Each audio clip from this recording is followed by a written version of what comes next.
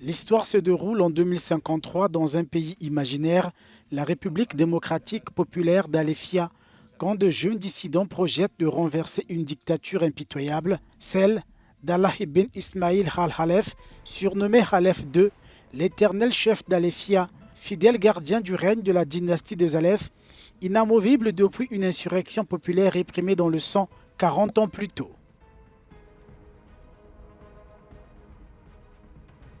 Cela se passe dans une réalité alternative, mais qui reflète l'actualité.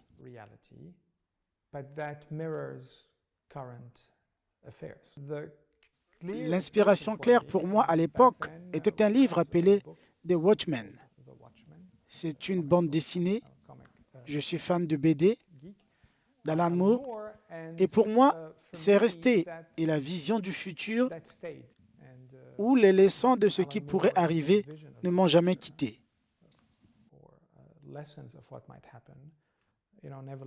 L'œuvre suit des dissidents prêts à mourir pour leurs idées qui lancent une attaque informatique contre les systèmes de surveillance ultra sécurisés du régime.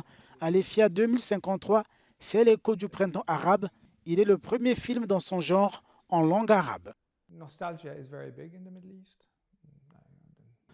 La nostalgie est très importante au Moyen-Orient. Ils aiment regarder en arrière et être nostalgiques, et c'est absolument merveilleux. Qui d'entre nous ne repense pas à des souvenirs heureux et ne se réjouit pas? Mais si vous vivez dans le passé, la nostalgie devient un peu une sorte de drogue sédative qui vous empêche de regarder vers l'avenir.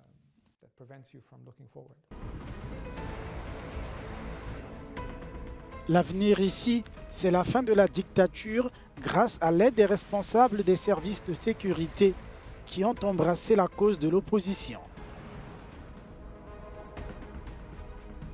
Depuis son lancement le 21 mars, le film a déjà enregistré 8 millions de vues sur YouTube.